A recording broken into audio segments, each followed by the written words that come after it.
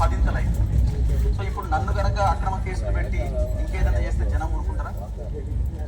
జనమేమి ఊరుకోవడానికి సిద్ధంగా ఉండరు కదా. సో కేసులు అని అంటారు కాబట్టి కేసులు పెట్టడానికి రెడీ అవుతున్నాయి. వెరీ క్లియర్ గా అక్రమ కేసులు పెట్టి ఏ రకంగానైనా ఈ రఘు అనేటువంటి మొత్తం క్లోజ్ చేయాలా. క్లియర్ గా రవిప్రకాష్ గారు జస్ట్ ఆయన ఛానల్ ఏదైతే పెట్టబోతున్నాడో ఆ ఛానల్లో ఉన్న క్రైమ్ రిపోర్ట్ అన్ని పంపించి సైబర్ క్రైమ్ లో కంప్లైంట్ ఇచ్చింది.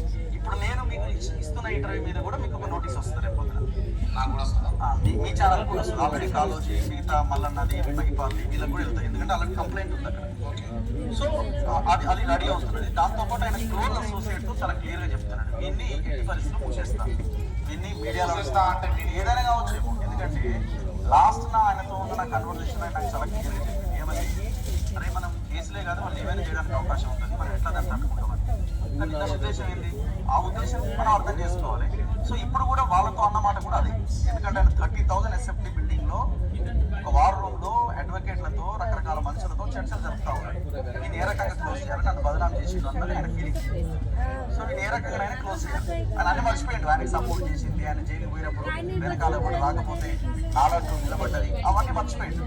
ఆయన నా కష్టమైన బార్గెనింగ్ చేసుకోగలిగింది, అవన్నీ మర్చిపోయింది. ఇవాళ కేటీఆర్ని కలిసి కేటీఆర్ కేసీఆర్ ఫ్యామిలీ అని పిలిచిందంటే నేను పడ్డ కష్టమే, డౌట్ ఏముందన్న, ఏముందండి పడ్డ కష్టం, పెట్టిన బ్లడ్, మా అరెస్టులు, వ్యవహారాలు పెట్టిన తర్వాత ఆయనకి బార్గెనింగ్ శక్తి పెరిగింది, అవన్నీ మర్చిపోయిండు. నన్ను ఎట్లా మూసేయాలన్న ప్లానింగ్ లో ఉన్నాడు ఆయన. సో ఎన్ని కేసులు పెట్టినా ఏం చేసుకున్నా చేసుకోవచ్చు. మేము మర్డర్లు చేయలే, రేపులు చేయలే, మా దగ్గర అక్రమ సంపాదన లేదు. ఇవాళ ఈ పరిస్థితిలో ఉన్న రేపు ఏందో ఇంటి ముందు కూరగాయలు తేవాలా, ఇంకోటి తేవాలని ఇంట్లో వాళ్ళు ఫోన్ చేస్తారు. అలాంటి సిచ్యువేషన్ లో బతుకుతున్న మాలాంటి వాళ్ళకి ఏముంటుంది, పెట్టుకోవడానికి ఏముంటుంది, పెట్టండి, ఎన్నైనా పెట్టండి, ఏం చేయడానికైనా వీళ్ళు రెడీ అవుతారు. ఎలాంటి కేసులైనా పెట్టడానికి రెడీ కాదు. ఇంత ధీమాగా రఘు వ్యక్తం చేస్తున్నాడు, ధీమా వ్యక్తం చేస్తున్నాడు, ఏదైనా చేసుకుంటే ఖబర్దార్ అంటున్నాడు. దీని ఏముంటది, జనం ఉన్నారు వెనకాల, జనం ఒక్కరే, ధైర్యం ఉన్నది, జనం ఒక్కరే, ధైర్యం ఉన్నదా, జనం ఒక్కరే ఉన్నారు, జనమే ఉంటారు, ఇంకెవరు ఉంటారు, ఎవరు ఉంటే చూపించండి. రఘుకు కొన్ని రాజకీయ పార్టీల అండదండలు ఉన్నాయని ఏమంటారు? నేను ఒక చిన్న పాయింట్ చెప్తా, ఏ రాజకీయ పార్టీ అండదండలు ఉన్నాయో చెప్పవచ్చు. 4 సంవత్సరాలు తొలి వెలుగులో ఇంత గట్టిగా పనిచేసినప్పుడు ఏ లీడర్ దగ్గర తెచ్చిన, ఏ రియల్ ఎస్టేట్ కంపెనీ దగ్గర తెచ్చిన, వైభవం రామేశ్వరరావు దగ్గర, మెగా కిషోర్ దగ్గర కోట్ల రూపాయల సూట్ కేసులు ఎత్తుకొచ్చిన చూపిస్తే ఐఎమ్ రెడీ.